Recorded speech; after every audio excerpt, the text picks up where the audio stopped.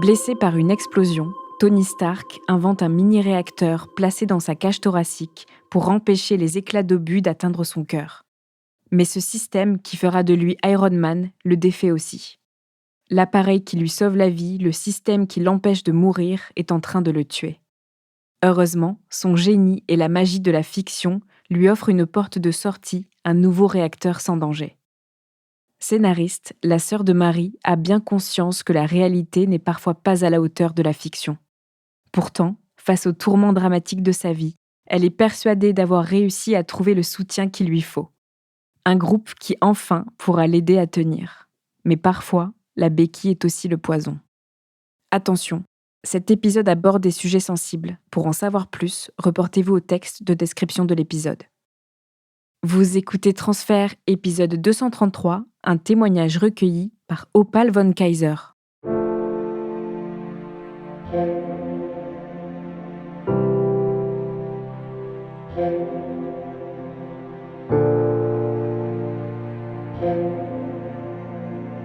J'ai 3 sœurs. On grandit, à Boulogne, Billancourt, dans les Hauts-de-Seine. Voilà, dans une maison, il y a une petite, devant chez nous, une voie privée et beaucoup d'enfants, une enfance, heureuse avec, quand même des parents qui travaillent, donc bien occupés, nous amener de temps en temps à pouvoir s'occuper un peu des unes et des autres. Ma grande sœur, qui s'occupe quand même, de moi, m'a appris pas mal de choses. Elle m'a appris à nager avec, pas mal de vie aussi dans cette rue, avec d'autres enfants, d'autres familles, donc j'ai des bons souvenirs, de cette partie de mon enfance. Quand j'étais, petite, c'était plutôt mon père qui nous amenait, à la messe et ma mère, pas du tout.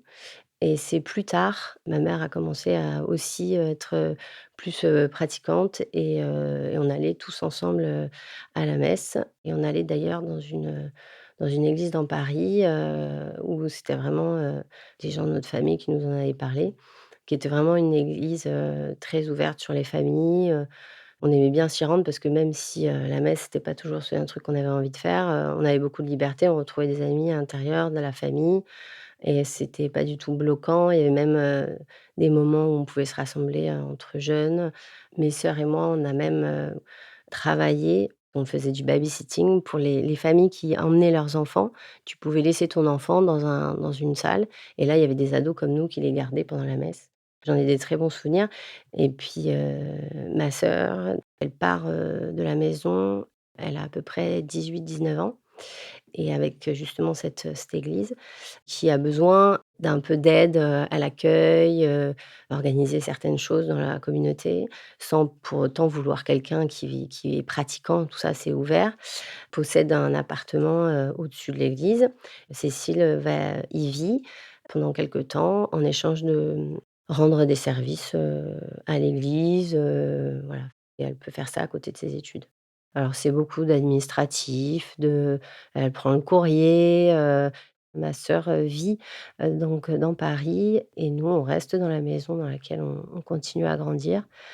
Pour ma sœur, ça se passe très bien. Elle est contente, de vivre dans cet appartement et rapidement après son bac, donc elle commence des études de cinéma. Donc ma sœur rentre, à l'école de cinéma. Ça se passe bien. Elle y rencontre, son conjoint. Ils tombent très amoureux et ils ont une grosse connexion, professionnelle puisque lui, est dans ce domaine aussi. Son rêve, c'est d'écrire des scénarios et d'en vivre et pour ma sœur, c'est pareil. Finalement, ma sœur va arrêter la fac de cinéma et va se mettre, à plein temps avec, son conjoint pour, écrire des scénarios et les vendre. Ça marche un petit peu et puis, finalement, au bout d'un moment, ma sœur réalise que pour vraiment, pouvoir, vivre correctement, il faut qu'elle prenne un job à côté. Au début, elle n'est pas à plein temps et puis finalement, elle est à plein temps, donc elle a complètement arrêté la fac. Lui ne travaille pas, il continue juste, à écrire leurs histoires. Ça se passe comme ça pendant quelque temps et puis il arrive un jour où, lui va rentrer dans une association. Ma sœur va rapidement aussi y entrer, c'est des groupes de réflexion. Ils font aussi un peu, de la relaxation, recentrement sur soi-même, et puis, rapidement, lui va en sortir et ma sœur, y reste, elle y va, de plus en plus. Il décide aussi d'avoir, un enfant. Elle travaille et c'est surtout, lui qui va beaucoup s'en occuper, donc ça se passe bien, il est, adorable, mon neveu, ma sœur, on voit que dans la maternité, elle se sent hyper bien et ils sont en connexion là-dessus. Ils sont d'accord sur, la manière de l'éduquer. Lui, malheureusement, il va tomber malade. Il va avoir une leucémie. Il meurt en 3 mois. Pour ma sœur, c'est très, très dur. On décide de l'aider finalement parce que, elle travaille et elle a un enfant, toute seule. Donc, avec ma sœur, on a beaucoup de liens qui se créent à ce moment-là et notamment des liens de nos enfants qui se passent du temps ensemble et qui s'adorent. Et je suis indépendante déjà, je m'organise un peu comme je peux et donc, je passe beaucoup de temps avec, mon neveu, aider ma sœur et prendre le relais dès qu'elle en a besoin. Mes parents aussi l'aident énormément parce que ma sœur, se rapproche de plus en plus de ce regroupement. On voit qu'elle s'en rapproche beaucoup et bah, nous, on a plutôt un œil, positif là-dessus parce qu'on la trouve, bien quand elle y va, ça lui fait du bien. On se dit aussi que, ça va lui faire un lien social parce que, bah, voilà, une mère célibataire et seule, on se dit que c'est des personnes qui vont pouvoir l'aider. Elle me dit qu'elle passe beaucoup de temps à faire des assises où, elle est assise en fait et de la relaxation, du développement personnel, elle me parle aussi de ça, mais ça va pas plus loin parce que finalement, quand on se voit aussi avec nos enfants et donc elle insiste pas non plus, mais moi non plus, pour en parler. Après ma sœur, elle est très, produits naturels, manger hyper sain, donc je trouvais que tout ça, ça allait ensemble en fait. Je mettais ça dans le même package et donc c'est vrai que de plus en plus, mais vraiment, elle y passe beaucoup de temps et notamment avec, le bras droit du chef de cette association.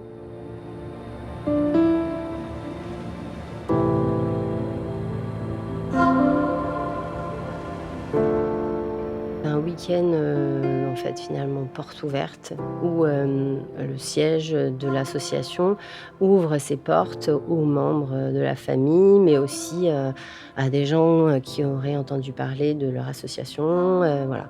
À l'intérieur, les membres, comme ma sœur, leur expliquent aussi comment ça se passe dans le quotidien, donc on voit que finalement, ma sœur, quand elle y est, elle travaille parce qu'elle, elle cuisine, elle fait des travaux parce que c'est un château.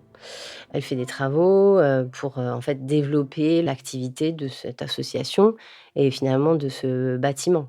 Mes parents y vont. Il y a des poneys pour les enfants, il y a beaucoup d'activités de jeux pour les enfants en extérieur, ça se passe, en été. Mes parents, ils quand ils y sont, ils voient ça, positivement. Juste, mon père, à un moment donné, il va dans une pièce, et il voit, au sol, des traçages comme des cercles, en fait, comme une boucle, comme un escargot. Il regarde ça et puis il demande à quelqu'un, qui était sur place, un membre, en fait, de l'association, ce que c'est et puis, il a pas eu de réponse, mais ils lui disent: «Vous allez pas, nous reprendre votre fille». Sur le coup, il relève pas parce que c'est une journée où il se passe plein de choses, où ça part un peu dans tous les sens, il y a beaucoup d'enfants, Cécile, elle paraît bien dans cette, journée. Mes parents, quand ils rentrent de cette, journée, ils sont contents. Mon neveu est ravi, il y a des poneys, il y a des enfants, enfin, c'est une journée heureuse et donc bien sûr, pour mes parents, comme pour nous, ben, on voit ça très positivement. Finalement, on se dit: «Bah, si à chaque fois qu'elle y va, elle passe, du temps comme ça, c'est super». C'est super pour elle, pour rencontrer du monde parce que quand tu as une vie où tu vas au boulot et le soir tu as ton enfant et tout ça, tu as beaucoup moins de temps pour t'ouvrir aux autres et avoir une vie sociale. 1 an passe, c'est une bonne période. Elle a une promotion dans son travail, elle a un job beaucoup plus intéressant intellectuellement pour elle et en plus elle gagne mieux sa vie donc elle décide, de vendre son appartement qui a pris une énorme plus-value, elle le sait et elle se fait aider par notre famille, en l'occurrence mon père qui adore l'immobilier, pour chercher un appart plus grand, pour que son fils ait une chambre. Elle part, à la montagne, chez une autre de nos sœurs et ensemble, elles épluchent énormément, les annonces. Là, on est hyper contents pour elle. Ce week-end à la montagne s'est hyper bien passé, et mi-mai, elle part, pour un stage long, 4 jours, directement dans le château. Elle laisse son fils, mon neveu, à mes parents comme d'habitude. Elle part, contente, heureuse de partir, là-bas, se reposer. Elle m'appelle, le jour où elle revient. Je l'ai au téléphone et on parle rapidement parce que, elle est avec d'autres personnes dans la voiture, elle est en covoiturage et je la trouve un peu floue. Je me dis qu'elle est peut-être un peu fatiguée, tout ça et en fait, là, elle va partir, chez mes parents, récupérer, son fils et mes parents, la trouvent, fatiguée et elle dit que, elle est pas trop contente de son stage. Alors ses propos, ils sont un peu confus quand même, mais elle dit qu'elle a pas du tout progressé, qu'elle se trouve nulle et qu'une fois de plus, elle y arrive pas et qu'il faut qu'elle reprenne tout depuis le début. Ma mère me dit qu'elle, lui dit que non, elle est pas du tout nulle, ils savent pas trop quoi lui dire, mais en tout cas, ils la soutiennent dans le sens où voilà, ils lui disent qu'elle est absolument pas nulle et qu'elle est juste sans doute fatiguée. Elle repart avec, son fils et ma sœur rentre et en fait, elle est, en arrêt de travail pendant 48 heures et puis, au bout de 2 jours, très tôt un matin, à 7h45, ma sœur, vient, chez mes parents. Elle est vraiment confuse et elle dit à mes parents qu'elle s'est enfermée à l'extérieur de son appartement et que son fils est à l'intérieur de l'appartement. Elle a besoin du dos ou des clés. Elle est très speed et elle repart, tout de suite et après mes parents ont plus de nouvelles. Donc ils décident, d'y aller vers, les 14h et en fait, quand ils arrivent, la porte, elle est même pas fermée. Ils peuvent, rentrer et c'est mon père qui se jette sur elle parce qu'en fait, elle est en train d'essayer de se tuer avec un marteau. Et mon père, essaye de la protéger et du coup, elle se jette aussi sur lui et il n'arrive plus à la protéger et en se protégeant lui en même temps. Ma mère va dans la chambre et elle comprend, tout de suite, ce qui s'est passé, vu l'état de ma sœur et là, en fait, c'est la catastrophe parce que mon neveu est, dans son lit et il est mort et ma sœur est, en état de folie, elle est vraiment pas bien, elle hurle et elle essaye de se blesser elle-même. Là, tout va s'enchaîner en fait, les secours vont arriver, mes parents vont être, pris en charge et ma sœur va être, aussi pris en charge. Elle va être, interrogée à la brigade des mineurs et puis finalement ils vont décider de l'interner dans un hôpital, psychiatrique.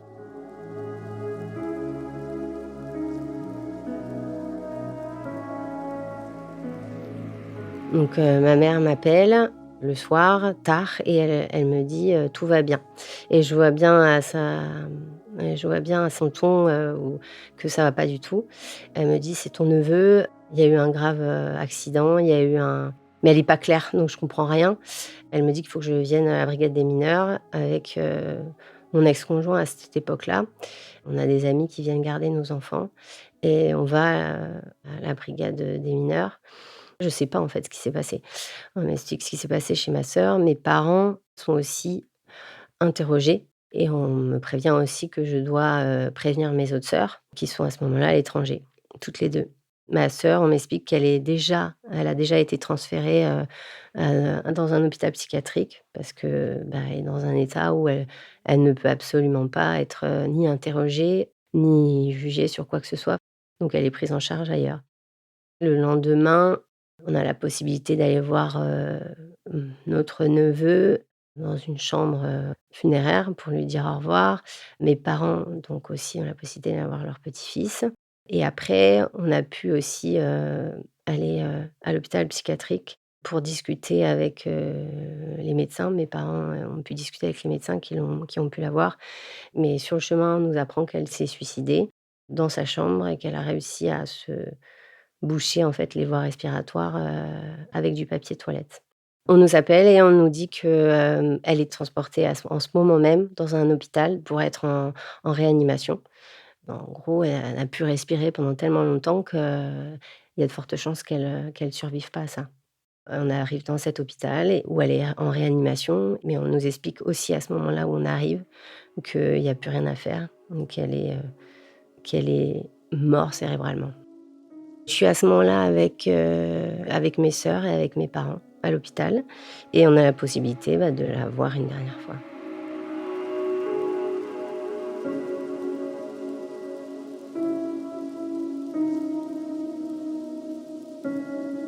Ces jours-là, ça a complètement pulvérisé notre famille et chacun met beaucoup de temps à reprendre les rails de la vie, quoi. J'ai une sœur qui parle plus à mes parents, ou très peu, et une autre, qui parle un petit peu à ma mère et plus du tout à mon père. Donc moi finalement j'ai des relations aujourd'hui avec mes parents qui sont très bonnes. Et puis, j'ai des relations avec une autre de mes sœurs et qui se passent, de mieux en mieux. Donc nos enfants, s'adorent et passent beaucoup de temps ensemble. Ce qui nous a reliés, c'est nos enfants. On n'arrive pas trop à parler de ce qui s'est passé ou des fois on arrive à en parler avec certaines et avec d'autres on n'en parle pas. Moi, je sais que j'ai besoin de voir un psychiatre spécialisé dans ce genre de drame, en fait, qui m'explique à ce moment-là comment ça peut se passer dans la tête de ma sœur et le mécanisme un peu, psychologique, psychiatrique. Et puis, chacun de son côté, il y a eu un moment où, on se voit quasiment plus du tout.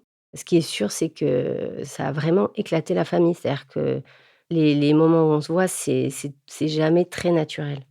Parce que je pense que c'est compliqué de se parler après tout ça. Suite, finalement au décès de ma sœur, donc il y a une enquête qui est menée avec, bien sûr des pièces à conviction qui sont récupérées chez ma sœur, un carnet qui a été retrouvé, où ma sœur, explique les temps qu'elle passe, dans l'association. Comment ça se déroule les séances, elle écrit aussi des mots sur sa progression, sa non-progression. Finalement, la question qu'avait posée, mon père, par rapport à cet escargot, qui était dessiné au sol dans une grande salle dans le château. Je comprends après que c'est là que ma sœur passe du temps à faire ses séances et à évoluer dans son cheminement au sein de ce groupe. Ma sœur doit progresser dans cet escargot et avancer et ça se passe dans des séances, d'assises. Moi, pour avoir lu ça, c'est assez morbide sur certains propos et c'est pas compréhensible aussi, c'est tout mélangé. On épluche tout, on voit tous les l'argent qu'elle a versé aussi. Elle a des chéquiers entiers, au nom du gourou quoi, mais à son nom perso à lui. On apprend aussi que, à chaque fois qu'elle passe, des journées, des week-ends, dans ce regroupement, dans ce château, quand elle fait des stages ou des journées, elle paye à chaque fois. Mais une fois qu'elle est sur place, elle fait des travaux d'aménagement, elle fait la cuisine et finalement, à chaque fois qu'elle y va, elle paye, elle revient, elle est crevée et elle est dans l'échec. Donc c'est ça aussi qu'on découvre, c'est qu'elle s'est vachement éloignée de son fils pour passer du temps là-bas. Il y a un vrai changement de personne, en fait, parce que, c'était une mère, fusionnelle, elle est, super avec son fils. Moi, elle a beaucoup gardé, ma fille et elle avait une éducation, basée sur, l'amour et sur le bien-être de son enfant, vraiment à son écoute, passer du temps, et de qualité avec lui. Là, le temps, elle en avait plus. On sait aussi que le soir de cet acte, elle a passé un appel à quelqu'un de l'association en lui expliquant qu'elle était pas bien, que ça allait pas du tout et il lui a dit qu'il fallait qu'elle appelle, les secours. Elle l'a pas fait et lui, ce monsieur, a appelé une autre personne pour qu'il appelle les secours à sa place. et qu'il envoie, cette autre personne, une troisième personne, envoie des secours au domicile de ma sœur. Et cette personne, bien sûr, a été interrogée par la police. Ça fait partie de l'enquête et ça fait partie des points très importants dans l'affaire.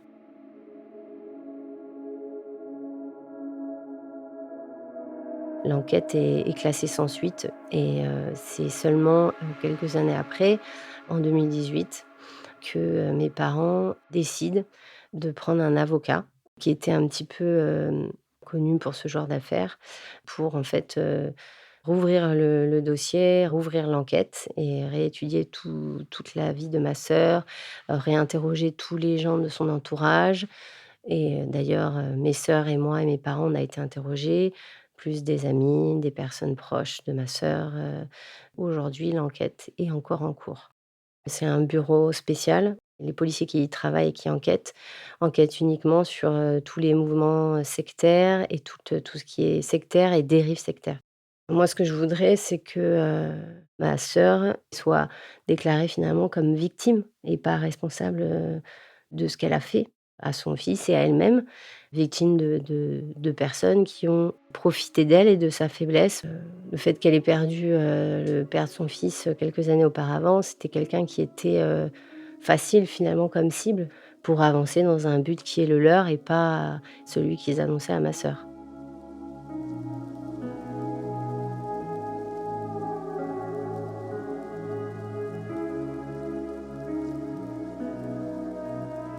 C'est vrai que c'est très compliqué, d'expliquer des histoires comme ça à des enfants.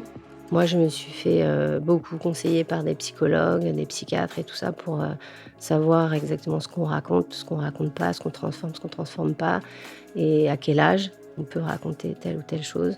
Mon fils, il va avoir 11 ans et ma fille, elle a 13 ans et donc elle, c'est vrai qu'elle a une grosse partie de l'histoire parce qu'elle m'a posé des questions et avec, une psychologue, j'en ai beaucoup parlé avec elle et elle m'a expliqué comment raconter l'histoire et mon fils, lui, pour l'instant, il ne sait pas tout sur cette histoire et de toute façon, moi, ce que je veux pas, c'est que quand ils vont grandir, vraiment l'adolescence et cetera, je veux pas que cette histoire, ce soit tabou et c'est vrai que ce dépôt de plainte, c'était de pouvoir leur raconter cette histoire, mais de leur, raconter, telle qu'elle s'est vraiment passée. C'est-à-dire que, ma sœur finalement, enfin ça se dit pas de milliers de façons, c'était une victime et c'est ça aussi que je vais leur montrer que c'est tout ce qui s'est passé, voilà, elle a été entraînée là-dedans et je veux que, cette histoire soit connue par mes enfants telle qu'elle s'est passée un jour. Un jour, ils le sauront et mes neveux, c'est pareil. Mais oui, c'est important qu'ils la connaissent, mais qu'ils savent aussi qu'elle a été victime, voilà. Mon but, ce serait que ce groupe, oui, soit reconnu un jour comme secte pour que, d'autres personnes, ne soient pas derrière, victimes. C'est-à-dire que des personnes qui voudraient rentrer dans ce regroupement, si derrière ils vont faire une recherche sur Google et qu'ils voient que finalement ça a été classé comme secte ou comme, attention, c'est un rassemblement à dérive sectaire et ben déjà ça mettra une alarme. Ça t'aide à prendre les bonnes décisions peut-être ou, ça t'aide en tout cas.